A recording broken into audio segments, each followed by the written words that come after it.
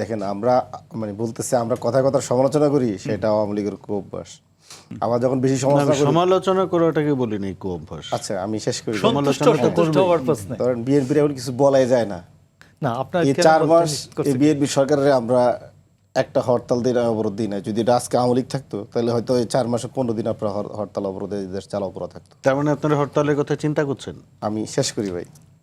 তো এরকম মানে সহনশীল বিরোধী দল তারপরে পছন্দ হয় না। বলে কি এই সরকার মাত্র 3 বছর, শিশু একটা সরকার, এই সরকারকে আরো সময় দেওয়া উচিত। একটু যদি আমরা কথা বলি বলতে জোরে বলে ফেলছি শিশু সরকার, ভয় পাচ্ছি, অবাক হয়ে যাইতে। বিরোধী দল কি করবে? বিরোধী দল কি আপনাদের ওই জাতীয় পার্টির মতো পোষা বিরোধী দল হবে এই আশায় আছেন? আমার মনে হয় এটা মানে আপনার দুঃস্বপ্ন। সবচেয়ে বড় জিনিস হচ্ছে যেটা আসছিলাম, মীর যে শাহ আলম যে মানে সে যেটা করলো, বলা হচ্ছে যে ওনাকে ব্যবস্থা নিছে সে নিছে। দেখেন উনি তো সংসদে অন ক্যামেরায় পার্লামেন্টের মধ্যে উনি মিথ্যা বলেছেন এবং এটা প্রমাণিত হয়েছে।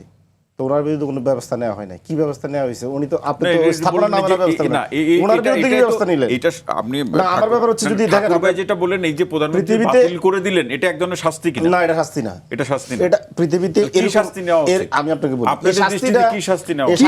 শাস্তি ইয়ে হবে, কি কোন ব্যবস্থা নিলে তাকে শাস্তি? আমার তো বলতে দিতে হবে। বলুন বলুন। এখন আপনারা দেখেন পৃথিবীতে এরকম যারা এই ধরনের মানে মন্ত্রীরা বা সদস্যরা সংসদে এরকম মিথ্যা বলে, জনগণকে বিভ্রান্ত করে, তাদের জন্য পৃথিবীর বিভিন্ন পার্লামেন্টে বিভিন্ন গভর্নমেন্ট শাস্তির ব্যবস্থা নিয়েছে।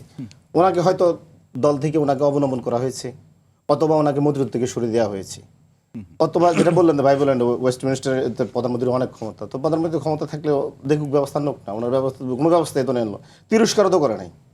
এখন যদি বলেন যে হ্যাঁ করছে মানে দরজা লাগাই করছে, সেটা তো আসলে ভাই এটা রাজনীতির ভাষায় ওটা হইতে পারে না। এখন আসেন মারুফ ভাই যেটা বললো যে আমরা আওয়ামী লীগের মতো বিরোধিতা করি, আর আমরা হচ্ছে এই মানে মীর শাহ আলমের এই অপকর্মের বিরোধিতা করি নাই, এটা উনি অসত্য বলেছেন। পার্লামেন্টে আমাদের এমপি ডক্টর আতিক মুজাহিদ সবার আগে বলেছে যে মাননীয় স্পিকার এটা কোন ধরনের আলামত দেখছে। আগে দেখতাম সবার আগে গোপালগঞ্জ, এখন দেখতেছি বগুড়ার শিবগঞ্জ। সমস্ত মিডিয়ার নিউজ হয়েছে। আমরা সোশ্যাল মিডিয়ায় এবং বিভিন্ন পাবলিক ফোরামে, দলীয় ফোরামে এটা নিয়ে আমরা প্রতিবাদ করেছি। আর প্রতিবাদ করে না শুধু ছাত্রদল প্রতিবাদ করেছে।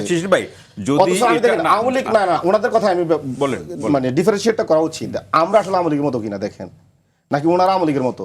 আওয়ামী লীগের স্বভাব ছিল যে কোনো স্থাপনা বঙ্গবন্ধুর নাম লাগাই দাও, শেখ পরিবারের নাম লাগাই দাও, সব জায়গায় হয়ে যাবে। যত কিছু মানে বাংলাদেশে আর কিছু পাবলিক টয়লেট ছাড়া সব তো আল্লাহর রহমতে আওয়ামী লীগের দলীয় নামকরণ করে ফেলছিল। আপনি দেখেন ইন্টারিমের সময় আমরা যে কয়েকদিন সময় পেয়েছি, ওনারা তো আমাদেরকে ইন্টারিম সরকারে বলতে চায়, যদিও আমাদের একজন দুজন উপদেষ্টা ছিল। আমাদের স্থানীয় সরকার মানে উপদেষ্টা ছিল আসিফ মাহমুদ সজীব ভুইয়া। আপনি বাংলাদেশের যে সমস্ত স্থাপনাগুলোর নাম হয়েছে দেখবেন জুলাই শহীদের নামে করেছে, এগুলো কিন্তু আসিফ মাহমুদ সজীব ভুইয়ার ক্রেডিট। এটা কিন্তু ওনারা দিবে না, বলবে আমরা ওনাদের প্রতিশ্রুতি ছিল জুলাই শহীদের নামকরণ করা, বিগত 17 বছর শহীদের নামকরণ করা, এটা করলাম আমরা। দোষ দিচ্ছে আমাদের আওয়ামী লীগের মতো, আওয়ামী লীগের মতো নাম করলেন ওনারাই।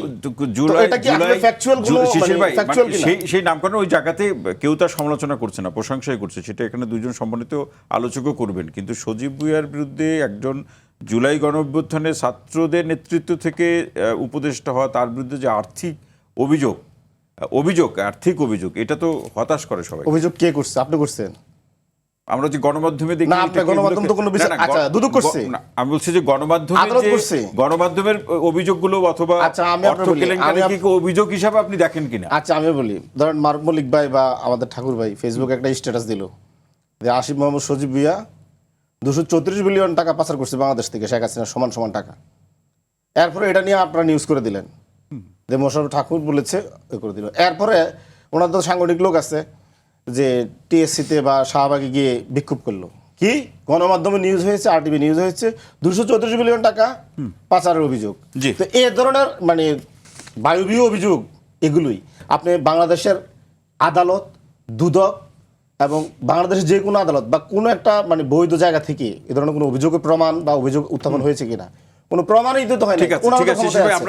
এগুলো হচ্ছে ওনারা রাজনৈতিকভাবে আপনার ভাষায় কোড আনকোড বায়বীয়, আমি মারুফ মল্লিক ভাই এটাই প্রশ্ন। আমার ভাষায়